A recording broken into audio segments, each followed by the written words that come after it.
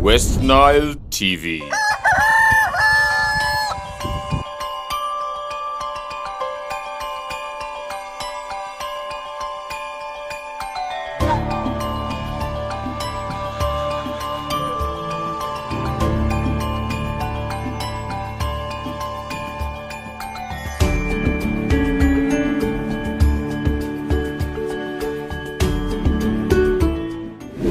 Kokoliriko Live is on West Nile TV, lighting up the region. My name is Opingo P. Yusuf Andabati. And as we, gear towards the celebration, the commemoration of World Food Day, we want to have an understanding of what this day is all about, of what this day can bring on table for the people of this region, for the people of this country. With me in the studios of West Nile TV, in the studios of Kokoliriko Live, I have Dr. Toa Gordon. He's the District Production Officer for Arua District. I am humbled to welcome you in the studios of West Nile TV. Yeah, thank you very much, viewers. And I also have Mr. Ejua Peace Clement. He is a research officer with NARO down at Abizade. And good morning, you most welcome. Thank you. Welcome. Okay. All right, now we're going to start our discussion straight away and want to have an understanding of what World Food Day means. It is on the 16th of October, and this is an annual event that is, if COVID was not amidst us, would be celebrated, would be commemorated every year in this country, in this district, in this region. Please make us understand what World Food Day is all about. Yes. Thank you, the viewers. It is a pleasure being here. World Food Day has its history traced back from 1945, when Food and Agriculture Organization was declared. Yeah. Then Hungarian Minister for Agriculture,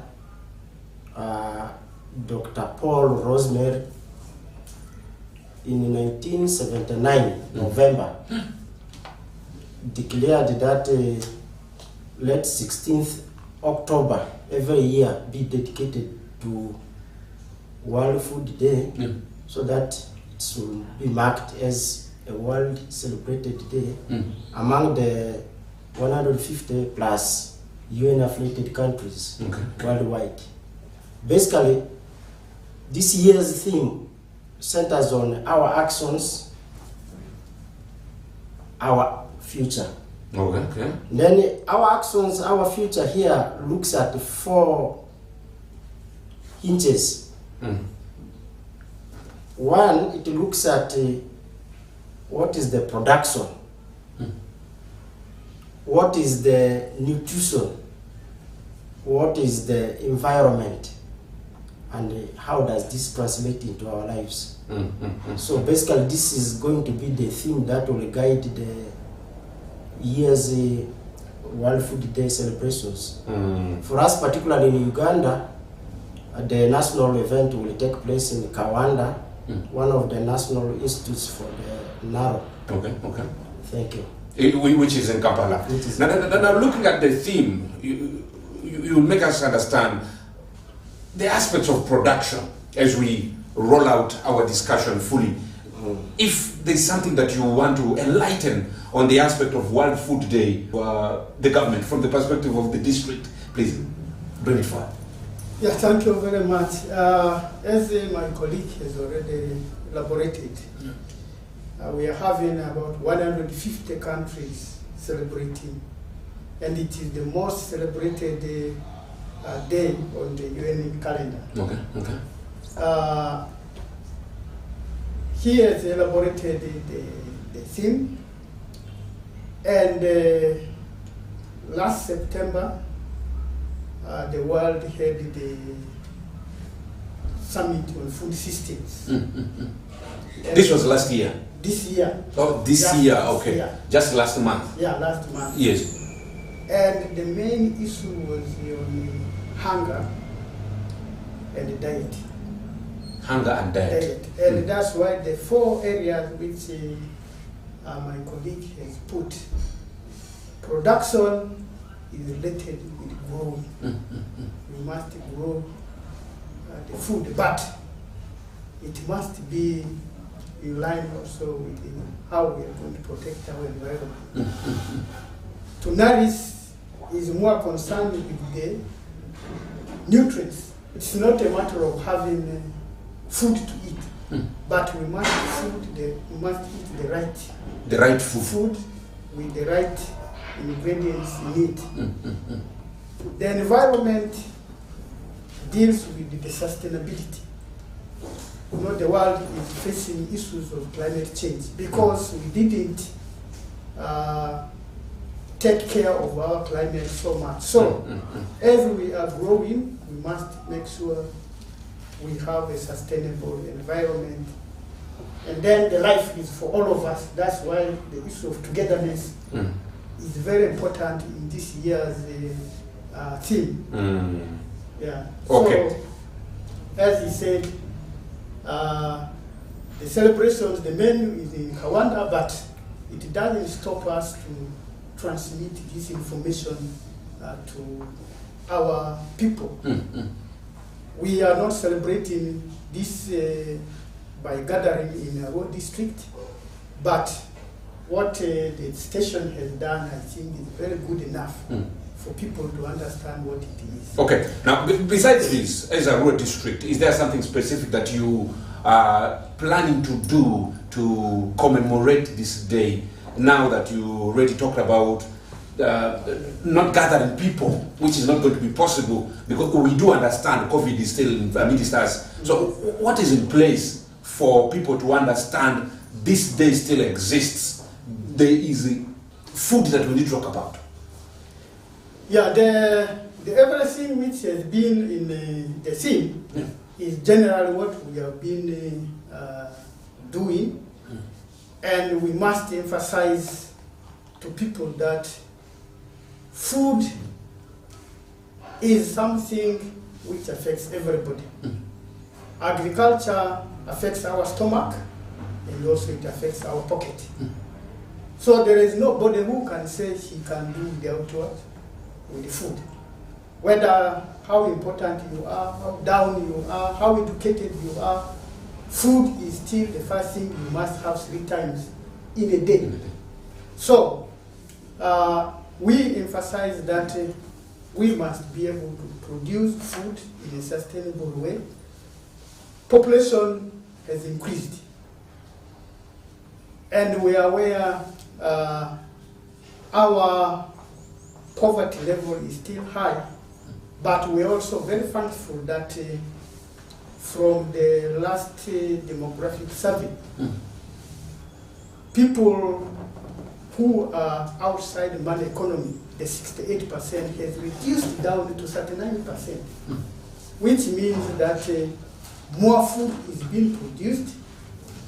We are hosting refugees, but we have never seen people going hungry, as what happens in 2009.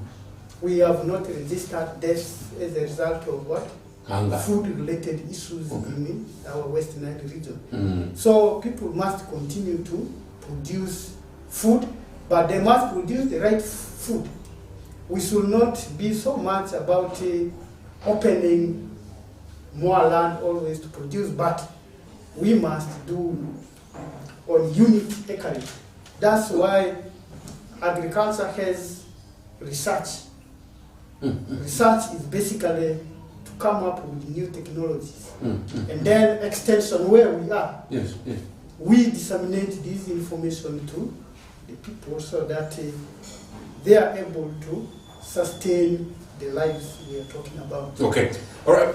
From some of your research findings as NARO, what is taking place in West Nile as of now? Maybe even the whole of northern Uganda, as far as food production is concerned. Yeah, thank you. What NARO, together with this stakeholder, one of the key stakeholders is, of course, through the district production system, has been doing is, first of all, we set a parameter where we took a study to understand the food systems and the livelihoods of the people of West Nile. From the study, we were able to establish that on average, a household is privileged to have about 2 acres available. 2 acres of land 2 acres available. of land average. Yes. Now, with the increasing burgeoning cases of the refugee scenario in West Nile, this is bound to be tempered with. So this also translates into the amount of food that will be available for the population that we are prepared to feed. Yes. Therefore, as a proactive action, NARO in Abizadi is operating on 3 programs. Okay. We have looked at what are the major livelihoods in the West Nile. We realized 89% of our population are on crop production, crop farming. 82% do mixed, but then animal production mostly. And the rest of the livelihoods divide the rest of the remaining percentages. Yes. Small businesses, salaries, bricklaying here and there. That means in Abizadi, the program for crops and natural resources looks at how best to maximize the available land for production to feed this burgeoning population. As a result, we have endeavored to come up with the new high-yielding varieties, aware of the fact that land is not expanding, it is constant, but the population keeps on growing, as my colleague has said. So these high-yielding crop varieties may not necessarily need too much land. For example, for the new varieties that we have introduced in the region. Are these GMOs that we're talking about? No. Okay. These are not GMOs. Okay. GMOs have protocols to be rolled out to the community. Yes, yes. But in Uganda, we have not reached to that level. Okay. So what we are talking about are the generic, scientific, improved varieties that are proven not to be so dangerous and not to be what? Problematic to our people. And which is also friendly to the environment that we have. Yes. Okay. Now, when we are talking about the 2 major global challenges now, it is poverty and climate change. Now, when we are talking about improved crop varieties, we are looking at what do our traditional crops within the region take in terms of time of maturity, in terms of nutrition it contains, in terms of the friendliness to the gender, yes, and so on. So these parameters set, the improved varieties come in to address these gaps. For example, most of the foods we have been eating lack nutrition. And here is a scenario where we are hosting refugees and we are sharing the little food we are having. Therefore, the bean varieties that we are saying early maturing, high yielding, they have been enhanced with the, what we call vitamin rich, vitamin A, vitamin micronutrient varieties, so that it enhances the nutritional aspect. Okay. Remember, our theme is talking about eat the right food, yes, to address the right nutrition. Then when we are talking about cassava varieties, most of our cassava varieties had a very high content of cyanide. Yes. Cyanide is a poison. And this region was notoriously known of eating a cyanide-rich cassava. So what we have done is to roll out cassava varieties that are not having high levels of cyanide, and their levels of post-harvest handling cannot take many days, so that food is availed. Could this be related to the common adage back then, Olazi Kuba Sisi, something like that? It used to be a very common thing. Yeah. Could this be the cyanide that you're talking about in the cassava variety that had always been here in this community? A typical typical example is actually, there was a cassava variety called Sanje. Sanje, yes. Sanje, yes. Tongolo, I don't know, the rest he knows. But those are really the varieties we are talking about. But when we are now talking about in this era of saying you address your actions now will determine your actions for the future, we are saying let us embrace the new varieties that are quick, maturing. You don't have to take 3 years to wait for cassava when you don't have enough land. It used to be the case. This time you don't need to take 3 months to harvest your beans. You need about 60 to 90 days. This is what we are trying to talk. Then major crops grown in the region is trying to basically feed into these early maturing varieties. Yes. And we are not only centered on early maturing varieties, we are also looking at how do we address the land degradation. 25% of land globally is being degraded. That has any effect on production levels.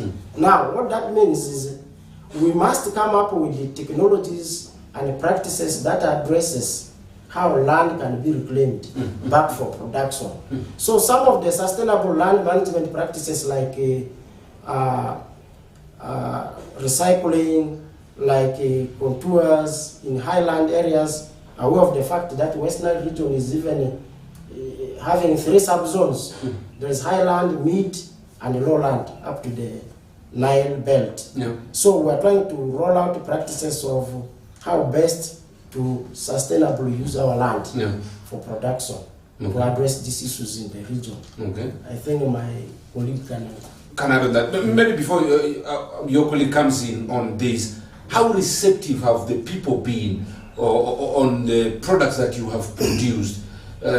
Based on, you know, sometimes people are slow to new things. You made mention of new variety of, you know, crops that you're producing after doing a number of researches on these crops. How receptive are the people?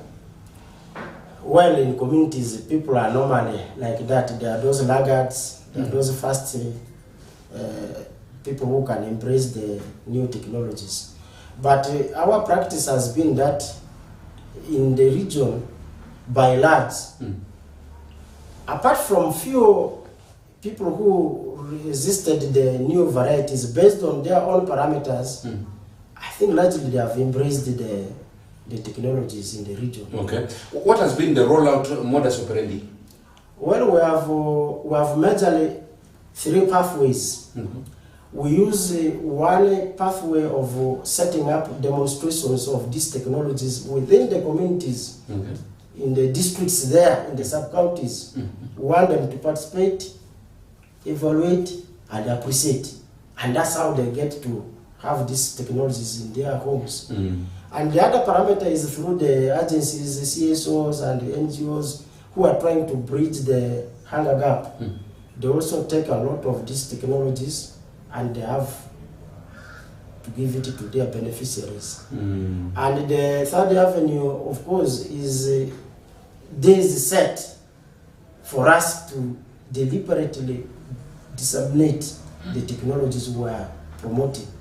For example, recently we have had an opportunity to host a farm clinic where we were able to expose the farmers, the different stakeholders to the technologies and practices such as this, the media house such as West Nile TV like this. We are talking about this. People who hear about it can also come and get these technologies.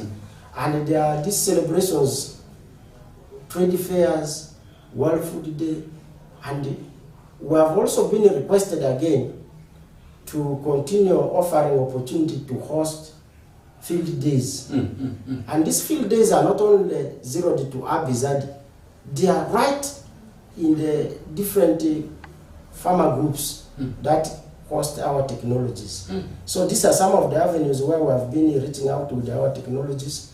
And of course, some of them having appreciated details where come direct to the station. I have seen this type of crop doing well, this type of animal doing well, I need one. Those are the avenues where we have been disseminating. Okay, with the shortage in extension services throughout the country, which is not a secret, how aren't you facing difficulties in your field of work as Naro as a bizarre? NARO is not a standalone. We operate through the local government structures. Okay. The district production officers, the district agric officers were in touch with them from time to time. It is from their needs assessment, their demand articulations that we go consciously with the technologies that are being demanded by the farmers in the community. So with the extension, we are somehow being addressed through the district established structures. Okay, okay. Yeah, so they bridge our gap of extension for now. Okay, Yes. all right. Let me come to Dr. Twa Gordon, the district production officer, who are still on the same matter of food production in this region. Previously, Vora, to be specific, the current Arua district used to be the food bucket for this region. But it's not like that anymore. We keep getting a lot of onions, we keep getting a lot of tomatoes, we even get cassava flour. Cassava flour, we get it from what? Across Pakwach. What is happening now? Yeah, thank you very much. First of all, I want to pick a bit from my colleagues, what he has said. This country has been zoned to produce certain specific commodities. And through what we have called Agriculture Cluster Development Project, we are Cluster 12. Cluster 12. West Nile. Yeah, where the strategic crops have been cassava, coffee, and rice. But also this rice is specifically upland rice? Yeah, okay. Upland rice. But also there are other strategic crops which are promoted through certain lines, like the oil seed, the fruits, and so on. Those have been promoted in that line. As my colleague talked about, West Nile is best known for cassava. And the Naro has come up with the varieties which are very suitable here, especially Nase 19, Narocas 1, and in some areas, Nase 14 still works. These are crops which are for food security. They are also for industrial use, especially during these COVID issues. We have been in need of ethanol. The confectionaries, we have been saying, can we reduce the importation of wheat if we only substitute 10% of cassava in that? And that will translate into money into the pockets of people. So for now they come up, and then for us in the extension, we are able to now upscale, support, tell farmers, yes, this is the right thing. And as of now, you will realize that cassava varieties have penetrated the population up to around 70%, I can say. Each time when somebody comes and says, do I need to take you to you just look around the roadside, you will find that we no longer have so much of all the traditional varieties. Yes, okay. Yeah. Then the bean varieties he talked about, narrow bean 1, 2, 3, we have promoted this through the nutrition project. It was realized that actually the hidden hunger is a result of people not eating enough vitamins and minerals. So, through extension we promote. But extension is not only the preserve of government. Many times mistake has been done that they look at household extension ratio using the government extension workers. Okay. But we have very many private organizations involved. If you look at organizations like Rudifa, Yes. through them they have more extension workers than us under Nuri. Those agro-input dealers we're having like Kokoliriko and many. They bridge the gap. They bridge the gap. Last week we were launching a new variety of tomatoes for West Nile, the Bawito, bacterial wilt tolerant variety. And as you said, we have been getting tomatoes from out because we realized that Logiri sub-county and the Adumi sub-counties were performing very badly when it comes to nutrition. Okay. But, Logiri and Adomi. Adumi. Yes. But there is all the food in Logiri. What happens? Most food is sold. Okay. And people eat the poorer qualities. Many times for Adumi, it was Adumi and Ivuni. Most of the people are trading in town. They buy green vegetables, they come and they sell. They leave the small children maybe with cassava, potatoes to eat. So the problem was not that they may not be having food, but the way the marketing was. And in the whole country, Business. Their business was affecting their nutrition at home. Among the 15 districts which were having the malnutrition, well, you see even in Busheni, you see in Tungam, you see Iganga. Here it was Nebi, Arua, Maracha, Yumbe. Yes. Koboko was doing slightly better, Zombo, in the Madi region. So many of these things have been a result of business.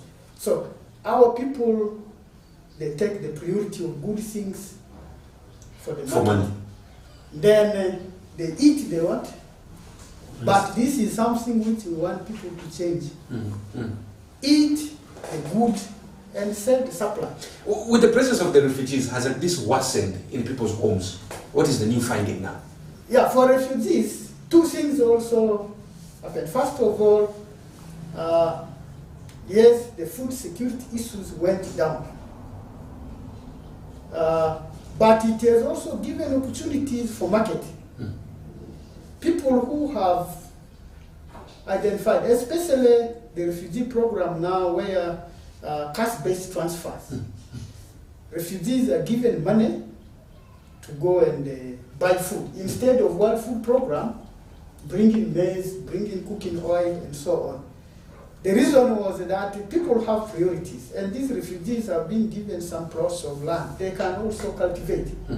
So why don't you give them opportunity to select what they want? So the cash-based transfer stimulated also growing of crops. Okay.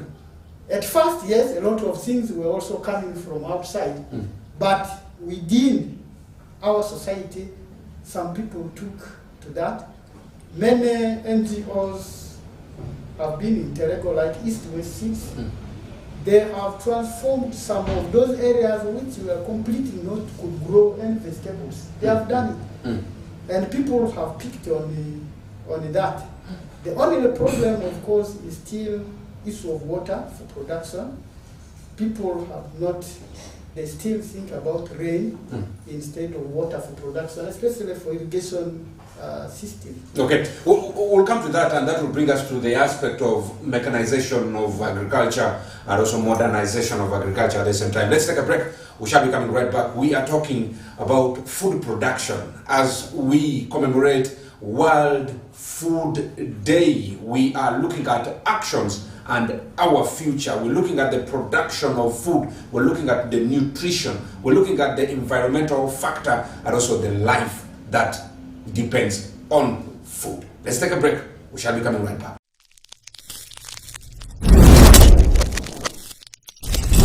West Nile TV, lighting up the region.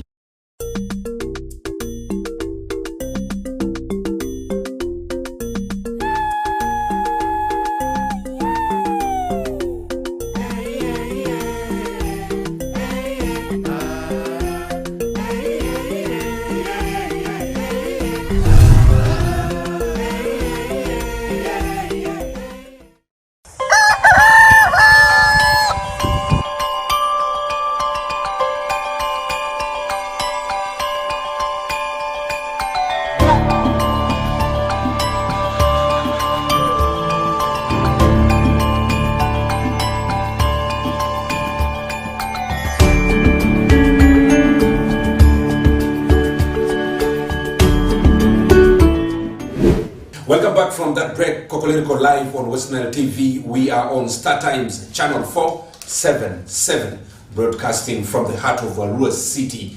This is what we are, lighting the region. And now let's look at the aspect of environment. To what extent has the environment in West Nile, in northern Uganda, affected food production? Let me start with you, production. Okay, thank you. Yes. Yes, the issues of environment have been related to a number of factors. Okay. The first is the population increase. We have known that from way back, I was first counted in 1969. There were 9 million Ugandans. Yes. But now we are 43 million. That means a lot of land which used to be for farrowing, for livestock, have been transformed into agricultural land for urbanization and so on. So that one has impacted on our environment. The second has been the issue of the farming practices. Most of our people, they are using land, but they don't feed this land. And that means that the soil nutrients are not replenished. Uganda is among the countries which uses the minimal amount of fertilizer or manure to enrich. Countries like Kenya, USA may use even up to 200 kilograms per acre, but here about 2 kilograms on average. And sometimes even none. None, yeah. That means most of our riches in the soil goes into seeds. They are transferred into the cities. The whole banana is transferred into town. Then, so that is, and then the way we also do our planting. We open land, expose it to rain, soil erosion, wind erosion, and so on. Then we burn the grass. Then we burn the grass. Naro did some research on how our area, when it comes to in terms of deficiencies in minerals, it was very appalling. Then cutting trees anyhow, which has led to degradation. People have gone to valleys, they have planted other crops, not knowing that these swamps or wetlands, they play a very vital role in our environment. So when you look at this Arua city, which depends on Inyao, there are circumstances when the water is not there. Because at its head, it is Vura. People used the land, they drained, and then you find the water is not available.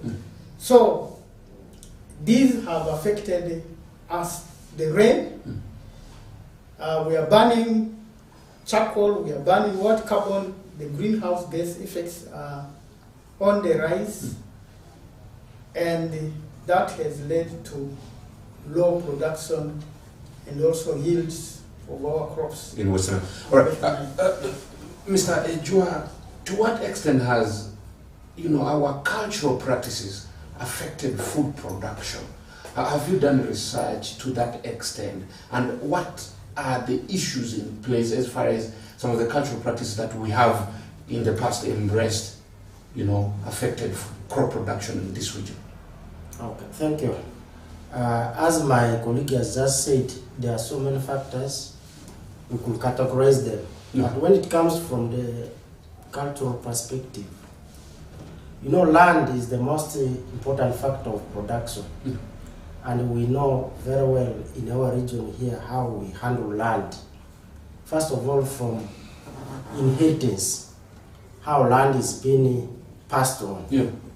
So the aspect of not consolidating land for production, our practice here has been you fragment land for the number of people in a household, especially the boys.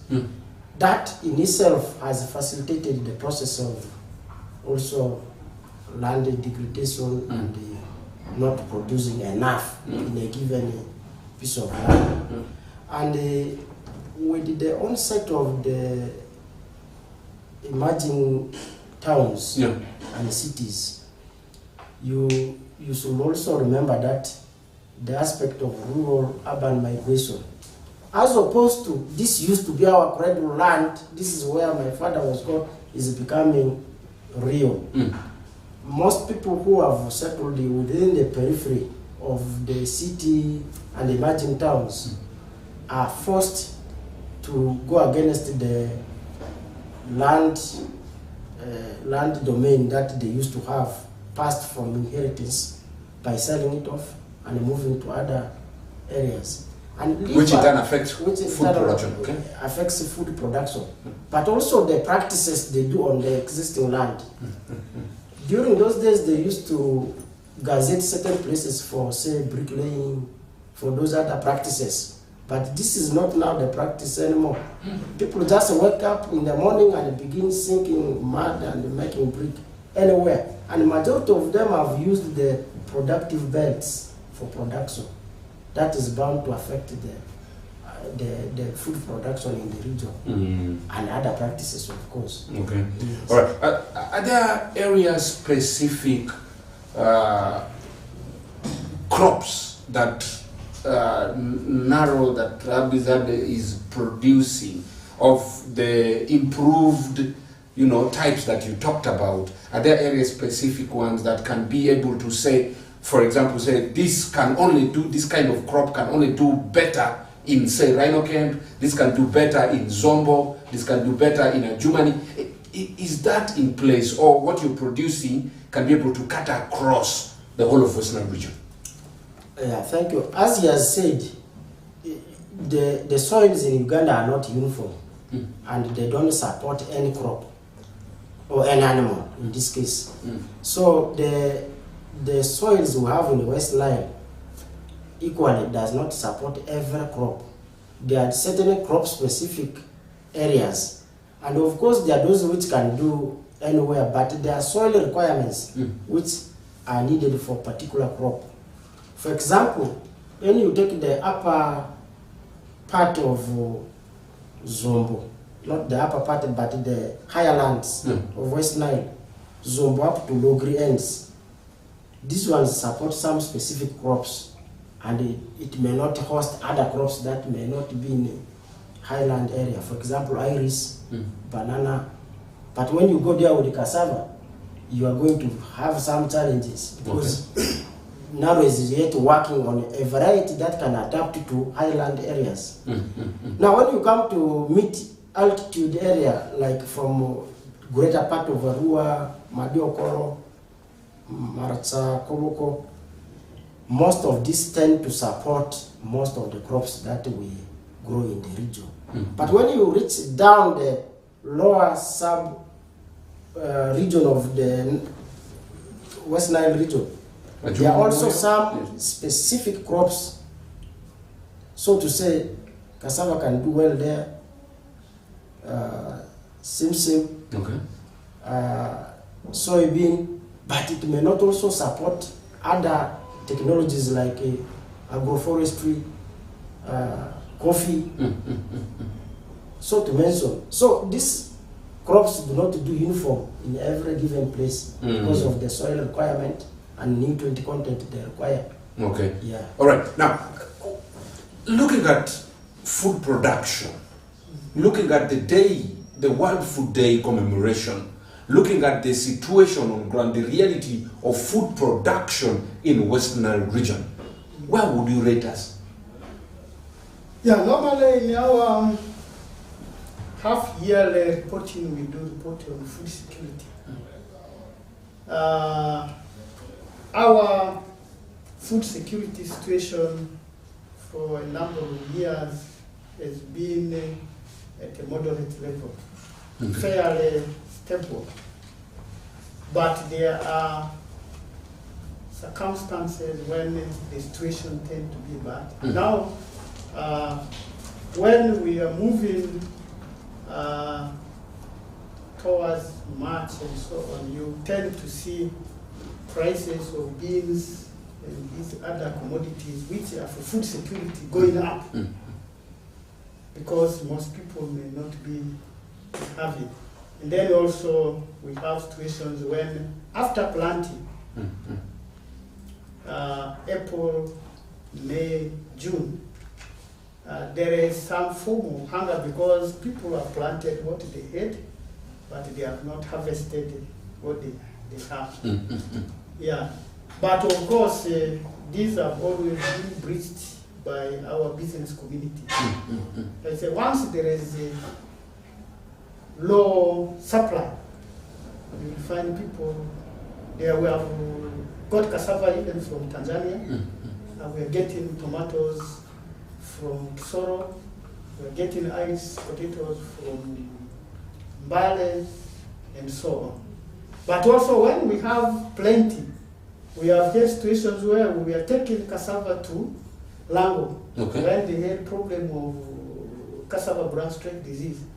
Yeah, so in terms of food movement in the country, somehow we have been able to always bridge the gap, but the prices will fluctuate. Yes, yes. Yeah, so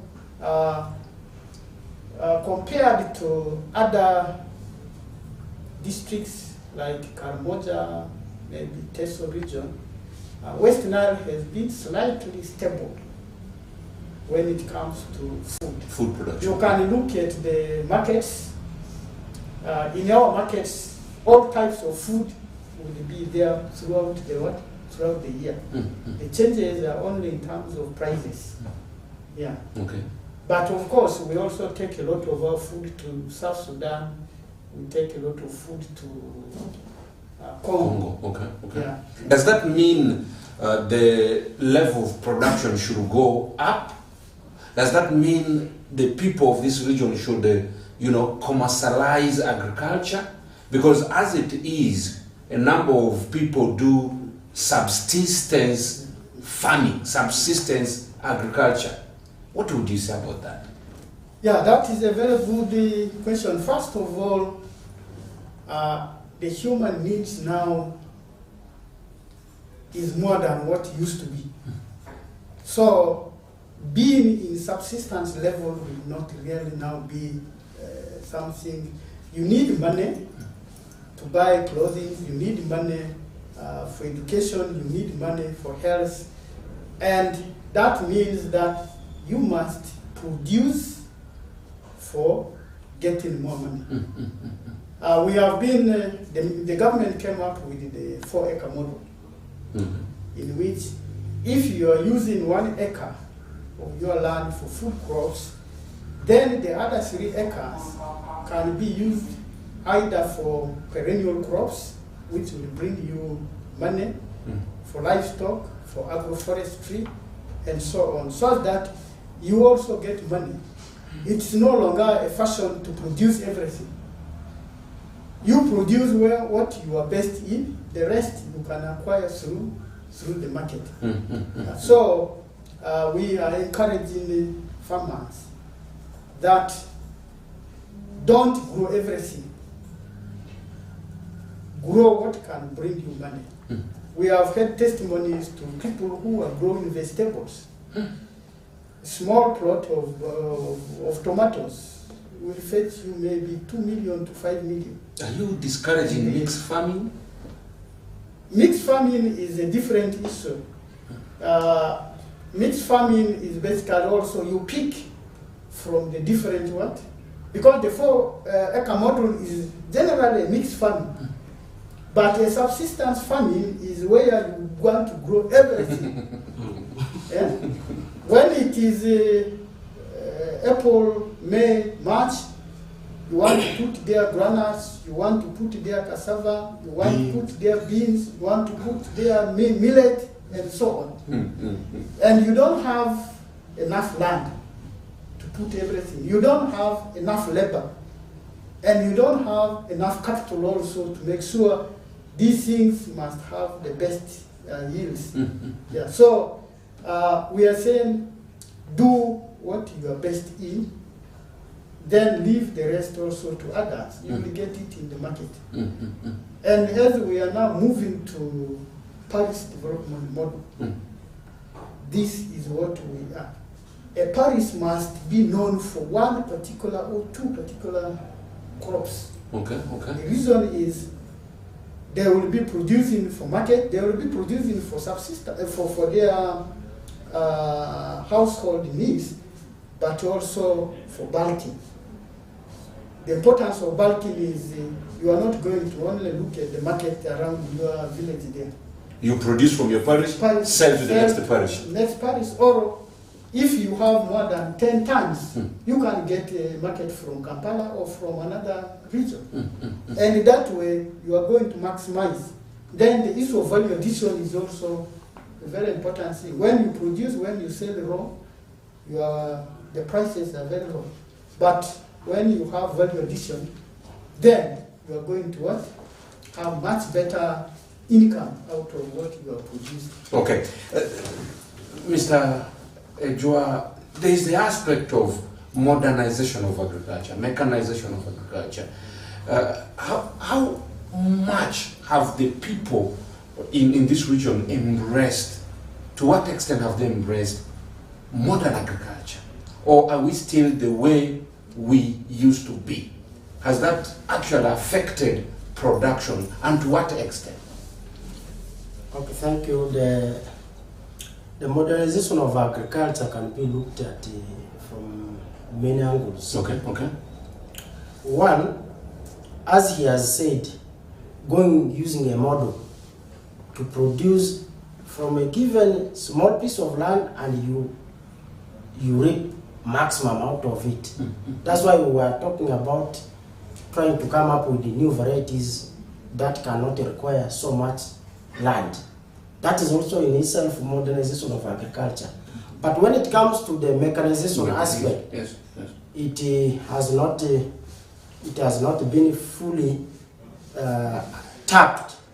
The government came up with a program, I think, where they have placed some tractors in specific sub-counties in a bid to encourage farmers to cost share and open up land at the sub-counties.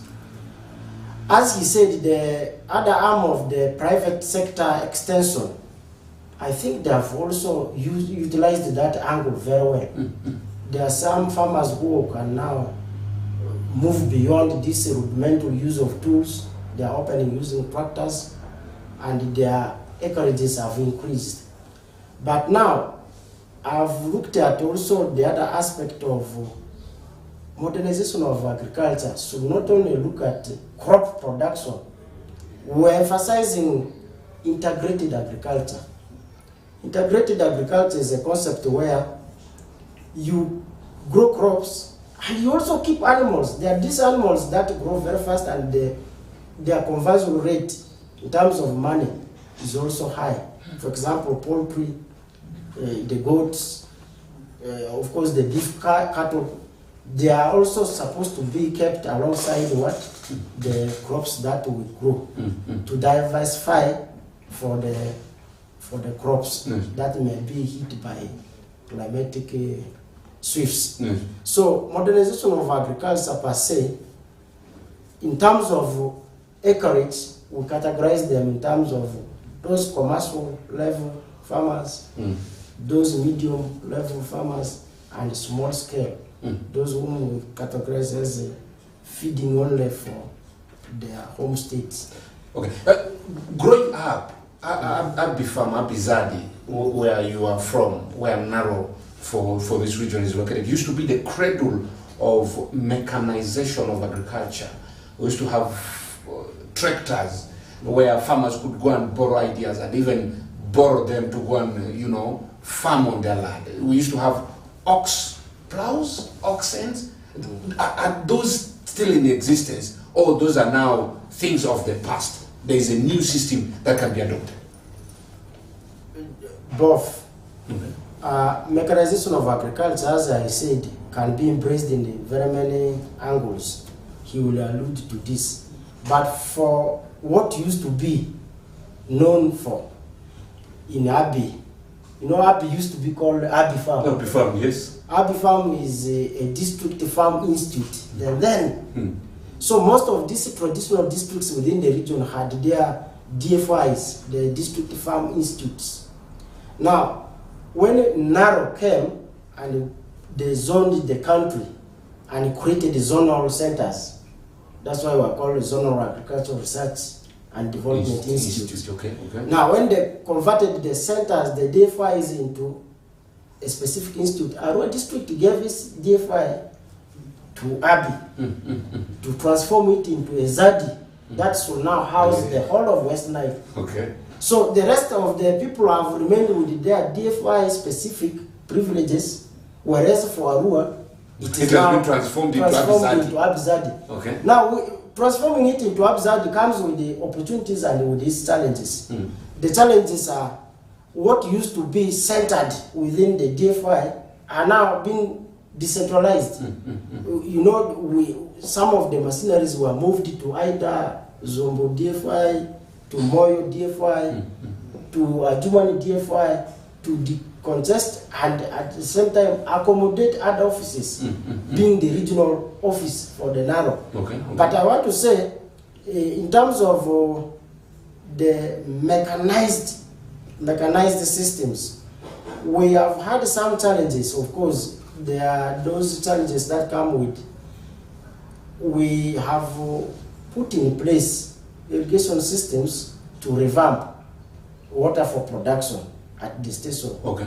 Now, you also know the power has not been our best ally here in the region. We have gone to establish a solar system to power the irrigation systems at Abizade. Plus those other technologies that may not be machinery in nature, but they are modern in nature to boost production, at least for demonstration purposes at the center there. But most of the operations with mechanized skills are being moved to other areas of the DFIs. Okay. All right. Now, maybe I just want both of you to answer this question on tobacco production.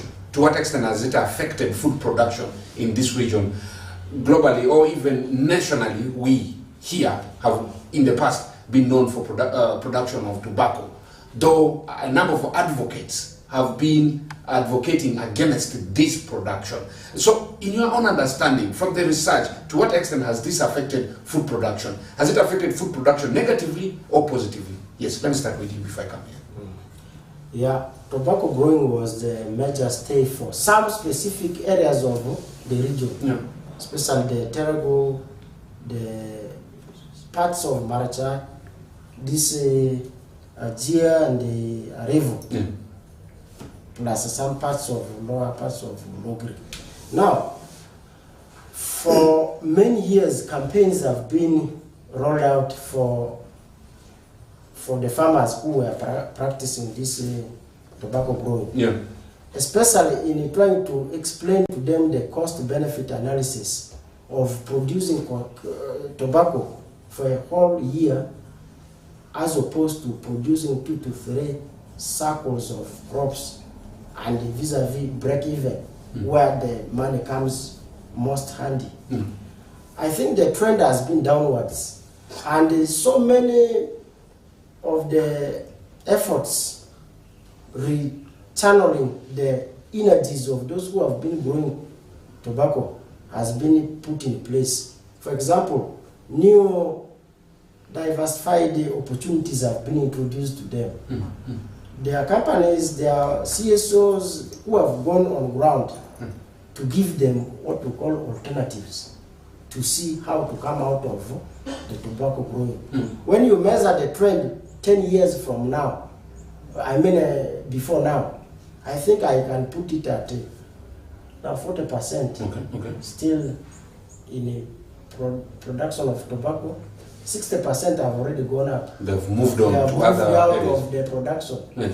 And this 40% is not per se for production of only tobacco. These 40% are now divided between growing other crops with tobacco aside. Yes, that is how I can rate it. Okay. Now. What would you say on this? Stevenson. Yeah, thank you. First of all, I think what he has said is quite very correct. When you look at the cost-benefit analysis of tobacco vis-a-vis other crops tend to have higher income. And each time the president comes to West Nile, we have to be aware of that question. It will always come. Yes.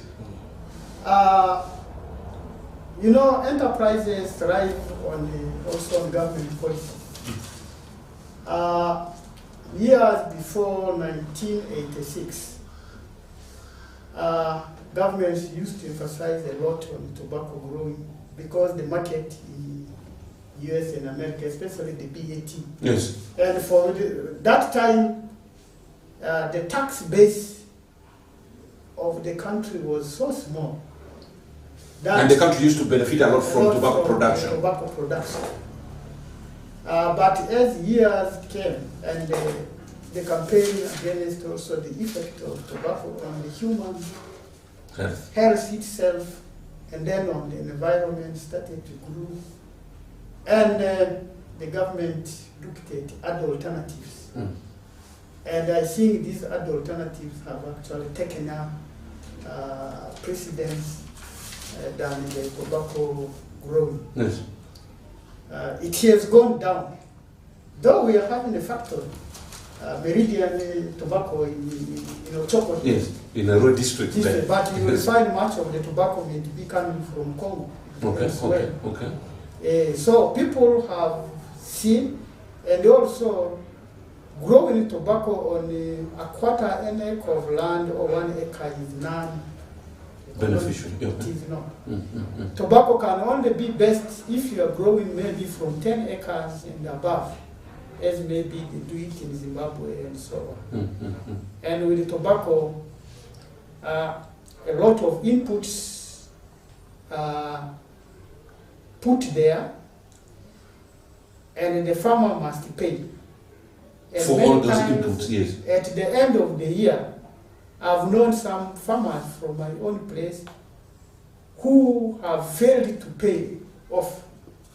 One cousin of mine was just given maybe 10,000 now. From the whole year's production. Whole year's production. And that time I told him, I have some banana suckers here. Why can't you put it out? Yes. So that is what is with the tobacco. But because there are also many people who said we were educated because of tobacco and so on. But tobacco is really not the most viable commodity here. If you are going to grow it on our small fragmented land. Yes. So we encourage people to, especially vegetable growing is a very profitable venture, especially dry season growing. We are now encouraging people to use water for production. Maybe before I forget, now the government has even sent some consultancy firm, Nexus. UK is giving money for irrigation system, solar powered irrigation system. West Nile has not benefited. These people are looking at it, they are designing, they are looking at sites and so on. So, with the current liberalization, what the government needs is people who show interest. They put their business plans that, yes, we can get such grants, and we move to irrigation. Yes, yes. So, especially for December, January. Yeah. And these short-term crops, as they say, now has really brought in crops which can, most of the crops can't go beyond even 3 months. Most of them are within, especially for vegetables, 3 weeks to 2 months, you are done. And these are things which we need to know. Yeah. And with the agricultural liberalization, now much of these things are private sector driven, especially when it comes to mechanization. They have encouraged private sector to do. You will be very surprised, under agriculture cluster development project, the tractor we are using here for plowing came from Kilgura. Wow. From Western Uganda? From Western Uganda, because our people here didn't bother to... And that is privately owned? Private, yes, private. And under SCDP, the government gives a subsidy. As a farmer, when you enroll, you pay 33,000, your 1 acre of land is plowed. The 67,000 comes from the government, and from many other inputs. And that's where we are going. Okay. Yeah, so government programs like Operation Wealth Creation were temporary. Especially OWC was to put in large volumes of farm inputs for people to learn that this one works. Here we have been on a maize hybrid 7. Yes. And people have seen it is working. The same with the cassava cuttings. We have known it here. So the next is now people may be supported through subsidies. Yeah. Okay. Now, this brings me to the aspect of the crops that you're producing, the varieties that you're producing. There has been a complaint from the past about these seedlings of maize and stuff that the government gives, not narrow. The government gives. They cannot produce the same product that you have harvested from your field, cannot be, replanted. That was with maize. Is that the same case with the products, the new varieties that you're producing, or it's a different thing altogether? Okay. With the crops, there are specific requirements. There are those which we categorize as hybrid. When you are talking about a seed being hybrid, of course, hybrids do not give viable germination after the first plant. That's why we emphasize on seed, basic seed. When you look at the classifications of seeds, we require farmers to always know that you require a new seed for every production cycle. But our farmers have the traditional tendencies of keeping the seed they already have. So when we talk about the 7H, the hybrid maize, I don't expect it to perform from the first planting season to the next yes. Because that is not meant for it to do. Ours is to target production and yield levels for a particular given period. But that does not mean it happens like that with every seed. Yes. Seed viability, even like with a human being, viabilities keep failing over time.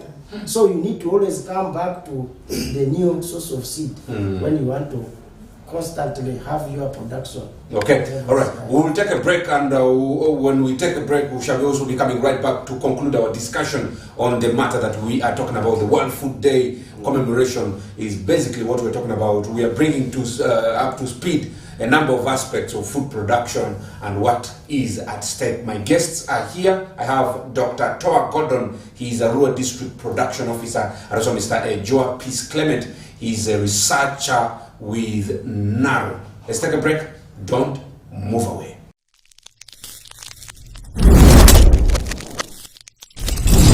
West Nile TV, lighting up the region.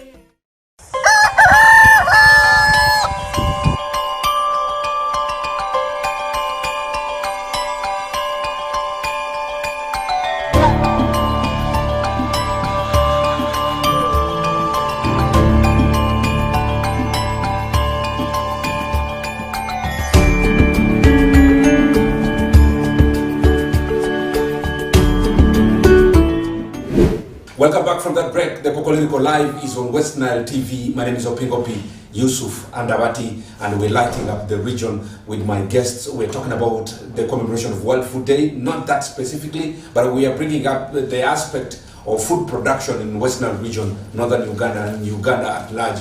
We are talking about a number of issues here. And for your information, we're designed by Spartan Blazers at Concord Building, room C311. Go right there and get dressed. Yes, we're right here. Now, what can be done to transform, to transfigure agriculture for better food production? Let me start with you. Well, thank you. I would like to encourage the farmers and viewers out there to embrace the modern production techniques. First of all, acquiring the right improved required seeds and acquire them in time.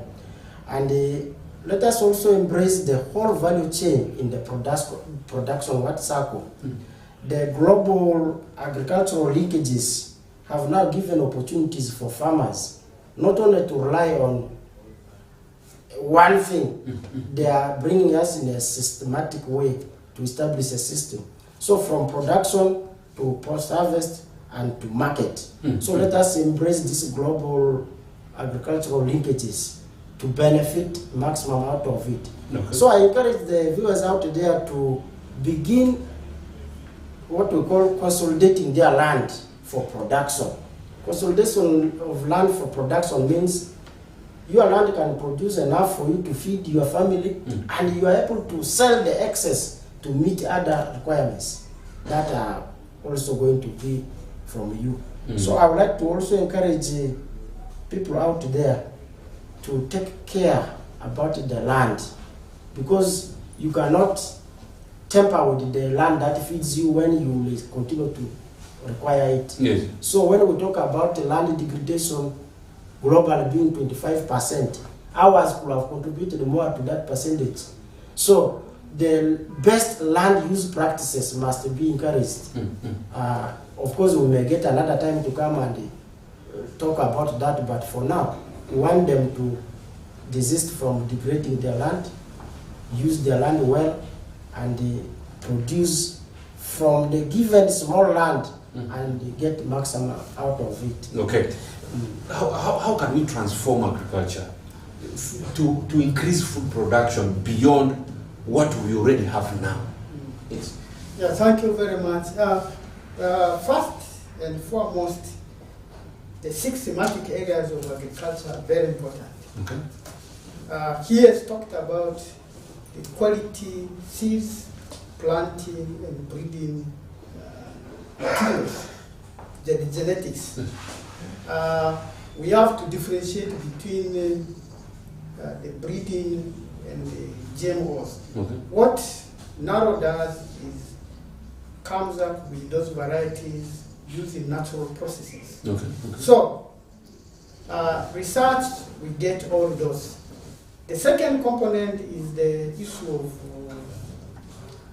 water and soil, sustainable land management practices, and water conservation, very important. The third thing must be what labor-saving technologies we use. We can no longer depend on our children because they are all in school. So we must embrace use of labor-saving technologies, and this includes maybe tractors, land opening, and then agro-processing facilities. With agro-processing, you get more money.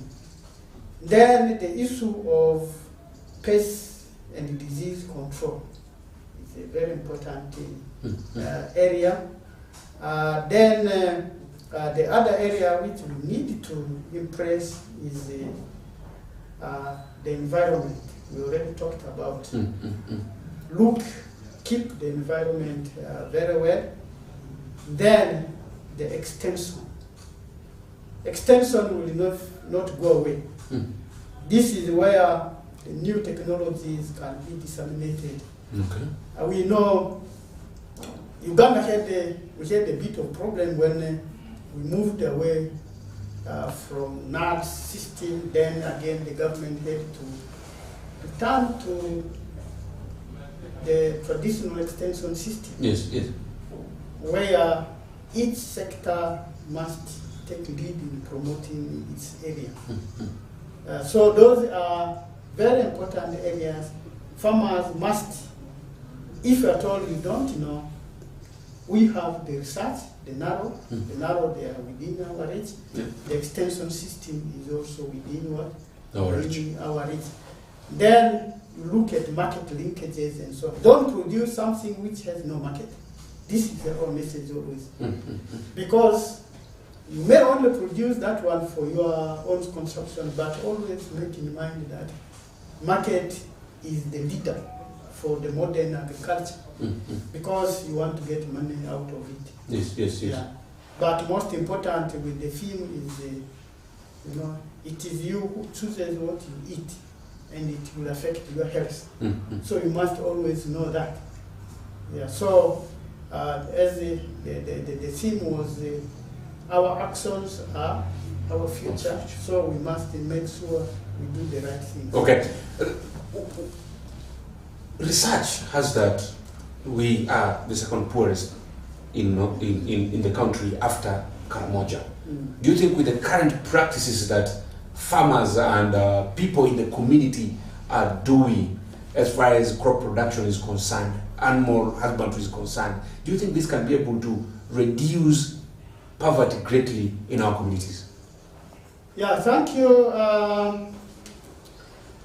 We have had recently a demographic survey,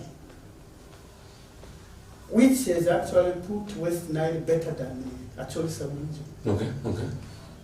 And in terms of food production and yeah, in terms of poverty, even poverty ratings, yes.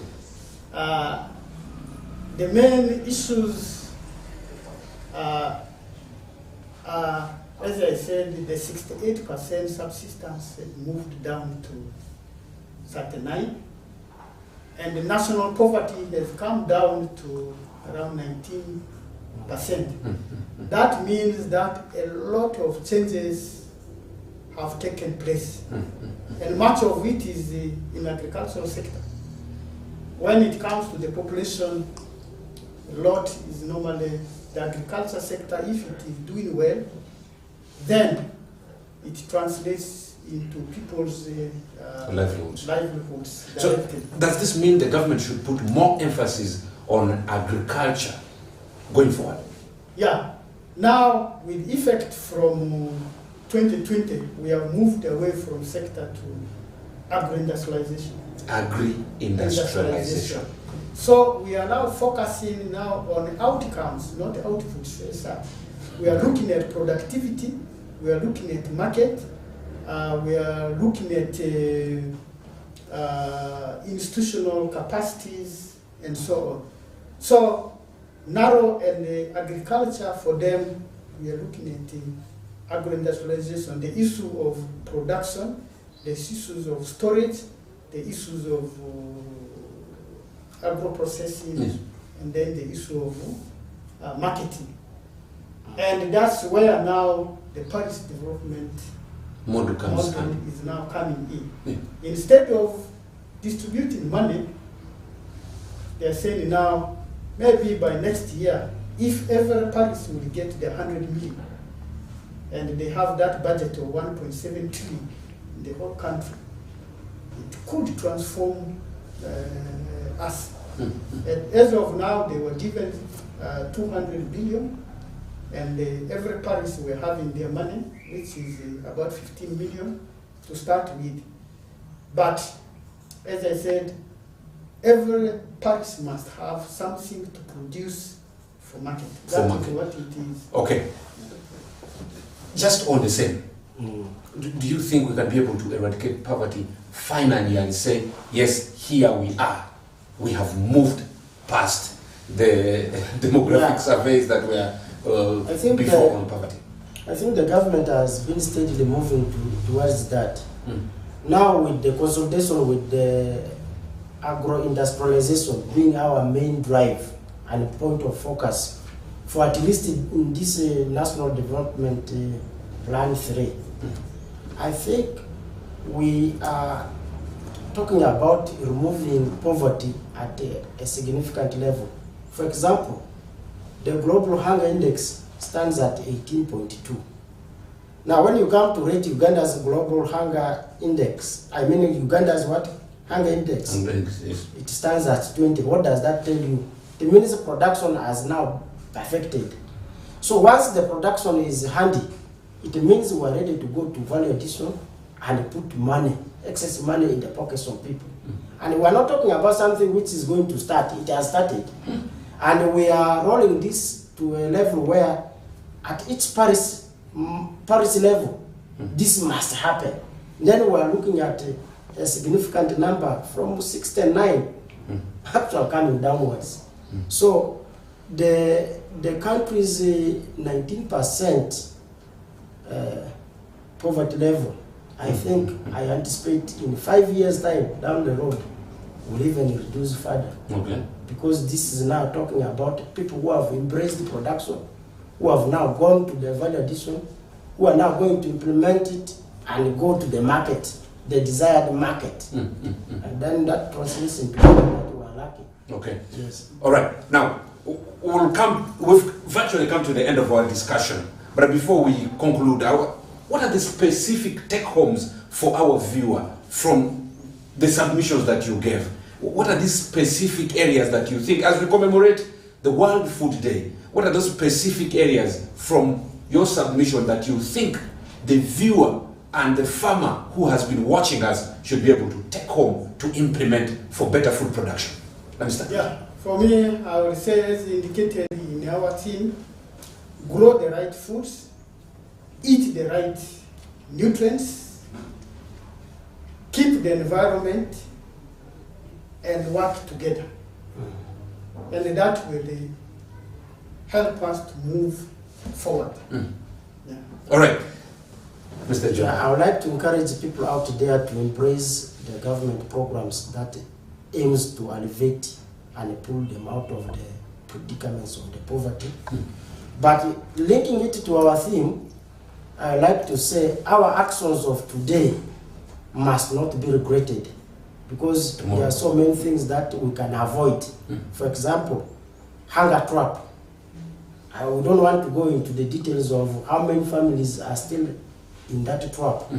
But I would like to end by saying, let us eat well, let us eat sustainably, and let us also look at our future. Yes. Looking at all the aspects that were addressed here today. Thank you. All right, thank you very much. Dear viewer, we have come to the end of our discussion on food production in our region. Gentlemen, I must say it has been my honor to have you on the show. Thank you very much for coming through.